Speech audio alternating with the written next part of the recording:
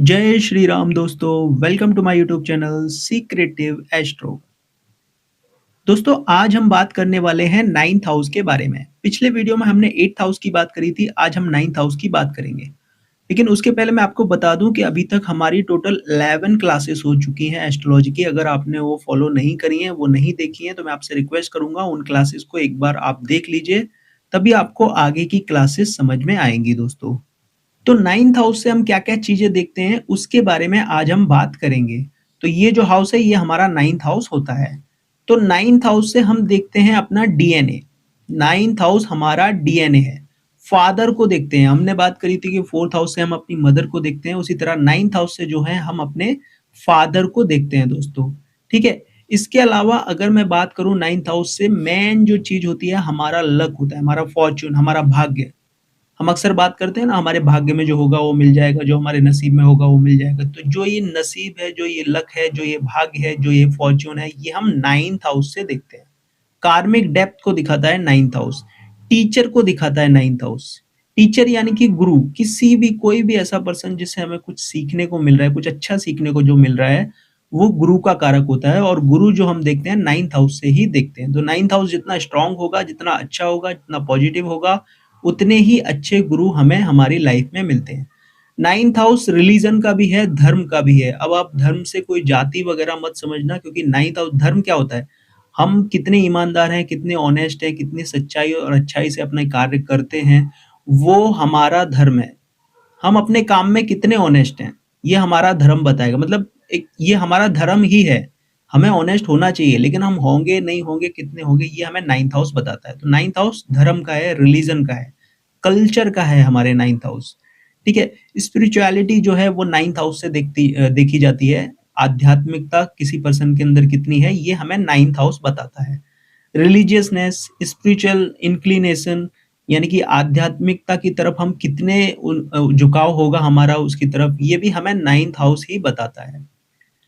Auspiciousness यानी कि शुभता, हमारे चार्ट की शुभता भी नाइन्थ हाउस के ऊपर डिपेंड करती है, क्योंकि सबसे पॉजिटिव जो हाउस होते हैं वो फिफ्थ एंड नाइन्थ हाउस ही होते हैं।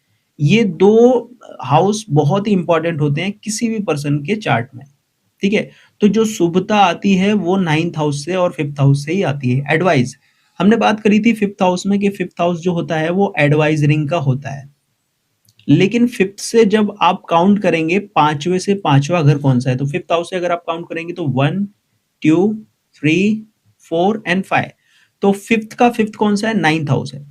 इसी तरह अगर आप नाइन्थ हाउस से काउंट करेंगे तो 1, 2, 3, 4, 5, 6, 7, 8 एंड 9।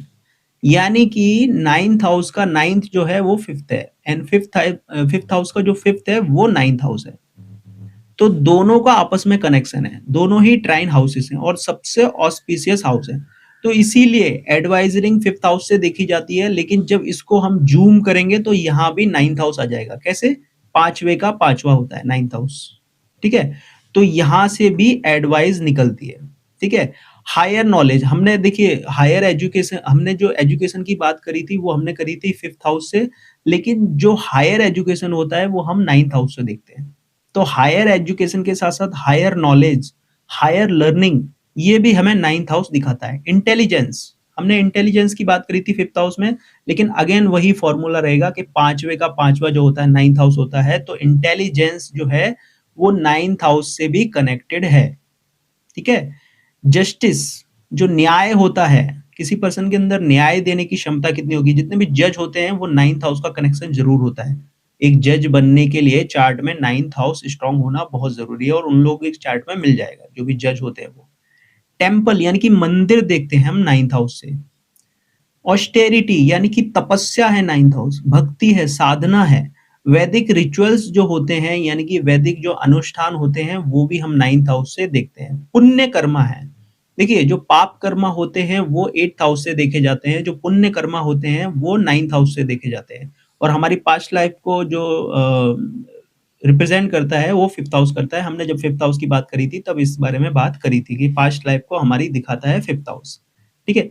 तो जो पुण्य कर्म है वो हम 9th हाउस से देखते हैं। काइंडनेस, किसी पर्सन के अंदर दयालुता कितनी होगी, वो कितना दयालु होगा, कितनी काइंडनेस होगी, कितना काइंड होगा वो पर्सन, ये हमें 9th हाउस ही बताता है। चैरिटेबल वो होगा कि नहीं, दानी प्रवृत्ति का होगा कि नहीं, तीर्थ यात्रा का भी भाव जो होता है वो 9th हाउस ही होता है। ठीक है, इसके अलावा अगर मैं बात करूं तो 9th हाउस जो है हमारे अंतर ज्ञान यानी कि हमारी इंट्यूशन का भी है 9th हाउस। इंट्यूटिव कितना होगा पर्सन, ये भी 9th हाउस हमें बताता है।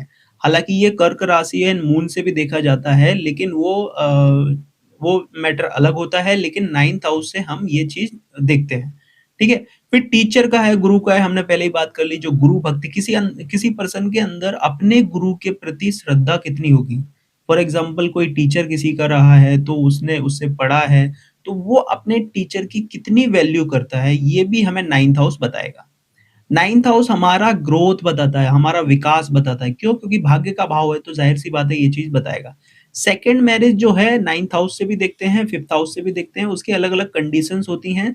तो फिलहाल आप समझ के रखिए कि सेकंड हाउस जो है ये भी सेकंड मैरिज दिखाता है, 9th हाउस से भी हम सेकंड मैरिज देखते हैं। तो आप दोनों शायद मैंने सेकंड हाउस के चैप्टर में सेकंड मैरिज आपको नहीं बताई होगी, तो आप इसमें भी नोट करके रखना। एंड 9th हाउस से भी हम सेकंड मैरिज देखते हैं। हम आगे बहुत अच्छे से इसके बारे में डिस्कस करेंगे।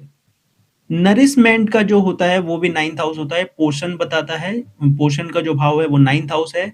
लॉन्ग ट्रेवलिंग, देखिए एक होती है ट्रेवलिंग, शॉर्ट ट्रेवलिंग की हमने बात करी थी, थर्ड हाउस से हम शॉर्ट ट्रेवलिंग देखते हैं, लेकिन 9th हाउस से जो है लॉन्ग ट्रेवलिंग देखी जाती है, लंबी यात्राएं जो होती हैं, जैसे कि हमने यहाँ पे बात करी तीर्थ यात्रा को भी दिखाता है 9th हाउस। ठीक है, तो लॉन्ग ट्रेवलिंग 9th हाउस दिखाता है। ट्रेवलिंग टू अब्रॉड भी 9th हाउस दिखाता है, उसमें 12th हाउस का कनेक्शन होता है, लेकिन 12th एंड 7th हाउस का कनेक्शन होता है फॉरेन जाने के लिए, लेकिन लॉन्ग जो जर्नी है वो 9th हाउस दिखाता है।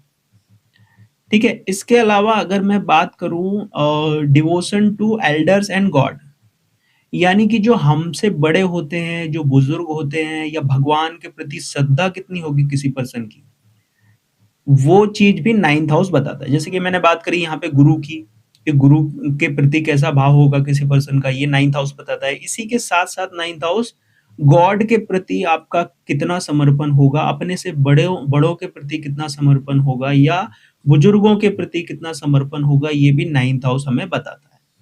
इसके अलावा 9th हाउस जो है हमारे बॉडी पार्ट्स की अगर हम बात करें तो हमारे हिप्स का होता है, हिप जॉइंट्स का होता है, और थाइज का भी जो है 9th हाउस होता है। तो ये था दोस्तों 9th हाउस। अगर आपको मेरा वीडियो पसंद आया हो तो लाइक कीजिए, शेयर कीजिए, सब्सक्राइब कीजिए मेरे चैनल को। Thank you so much. जय श्री राम।